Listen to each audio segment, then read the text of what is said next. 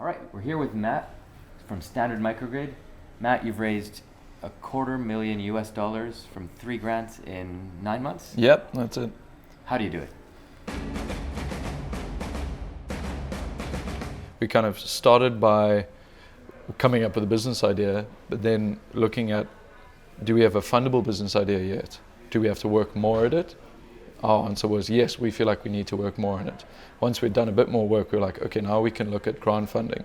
And then we got it out, the news out there that we were in the market for grant funding. We started searching everything. We started looking for that kind of stuff. We started logging all the funding opportunities in that spreadsheet. And then once we understood what the funders were looking for, we went and built a financial model and a business plan, which explained our business very, very clearly and powerfully. And we used that as the basis for all of our applications. I work on a business called Standard Microgrid.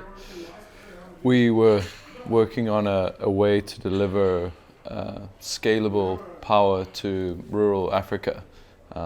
There's 600 million people who don't have access to power and are currently spending like 100 times more than their Western counterparts to get the same thing. The way we start anything these days, you just start crunching Google, look for grants. The other terms to look for are soft loans or development capital.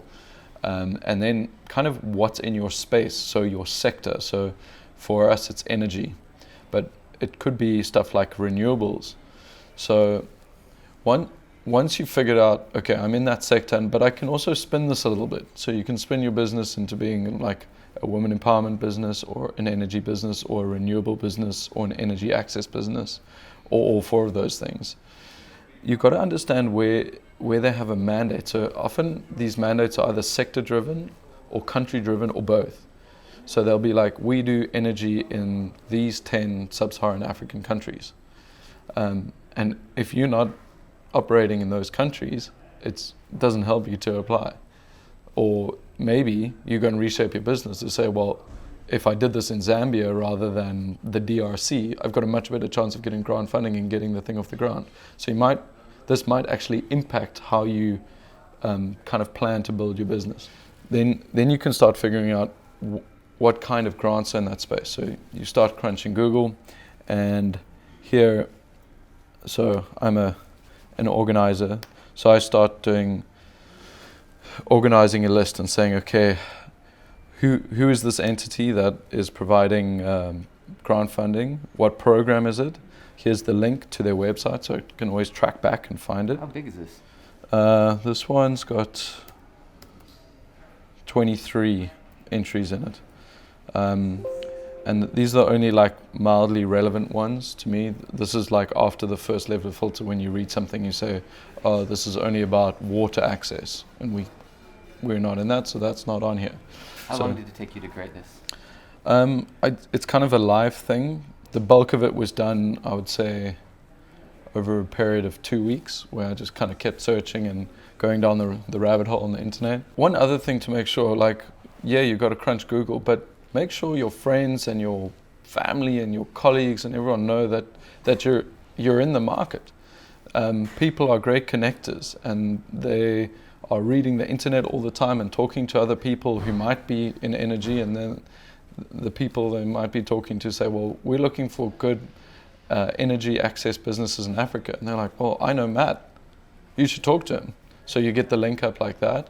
Or they get subscribed to newsletters. That's another important thing to do. So all the grant agencies typically have an ability to subscribe to their newsletter, and that tells you, oh, we've just launched this grant, or we're launching this call for proposals to say we're looking for projects in this area. So if you're on the mailing list, you kind of get prompted, and they're like, oh, there's a grant in my area, so now I can find out more about it and apply. And here you've got to look firstly to your networks. You might know people who sit on foundation boards and people who have interest in the space and things like that. And those are typically your most powerful connections. Like with anything, you want that warm introduction. So a really good thing to do is develop a solid business plan. And I've written ours at a not a high level point of view. It's like quite detailed, but you can't make it too long. It can't capture every little aspect of your business. So typically you've got 10 pages to say what it is, what it does. And Acumen actually has a brilliant format which covers a whole lot of aspects because they're looking for things broader than a typical business plan. So they're looking for what is the social impact of your business, and they give you some pointers as to what type of things that might be. And then they're like, what is the sustainability of your business, and what's the financials look like?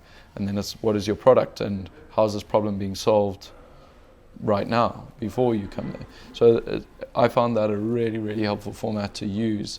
If you need funding for proof of concept, they'll give up to around, say, $100,000. Then if you're looking for, say, sometimes called proof of scale or preparing for scale or something like that, you've got this one. This one has a very specific application process. It really helps to spend time reading all the about stuff, and they all have a frequently asked questions sheet, and usually that's really, really detailed because they're trying to make sure that the applications they do get are really aligned for what they're looking for. So they give you a lot of guidance as to what they don't do and what they are specifically interested in. So it's really important to read those and understand that and be really honest with yourself as to whether your business or innovation or project fits that. Otherwise, you're wasting a lot of your own time. You might waste a bit of their time. They'll review it and say, this is not for us, and just send you a no thank you mail. But you'll have spent, maybe a week putting that application together. So in your case, what were some of these considerations that you faced, and how did you make that decision? I think when we were planning our growth, we really aligned it to the way the USDIV grant was structured. So we said we'll do 3, that's our proof of concept. And because we really wanted their stage 2 funding. So we said we want preparing for scale funding. So that's what we targeted. And we looked at how much money was available and what they were looking for at that point in time, and made our application that so that it fitted what they were looking for as best as possible. So we've got a very robust financial model that we use to kind of test different scenarios, what they would look like, how much capital it would need.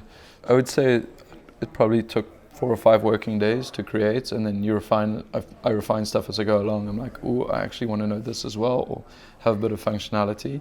But then it's really quick, and I've built it so that it generates operating data as well as financial data, because often the grant funders are looking for your projections of impact and how you measure that. This one was something we looked at and said, okay, one of the things we were trying to assess was we worked out using this model that our pace of growth determined how much capital we needed to raise. So the faster we wanted to grow, the more money we needed to raise. So we had to try and balance our growth ambitions against our what we felt was our ability to raise funding and how expensive that funding was going to be at different times. So I can go and say, see here, we've separated it into 3 different phases. We've got proof of scale, ramp up, and then operational stability. So this is all post-pilot. That we're not trying to model the pilot here. We're saying after the pilot, this is how we're going to start. And what I do is here I say, okay, our proof of scale can be 15 or 20 or 25 village deployments. And then this ramp up thing says, okay, how many times the previous year are we going to grow by? Is it going to be 1.5 times or 2 or 2.5? And then what's our target? And we've set our target as growing by 200 units a year.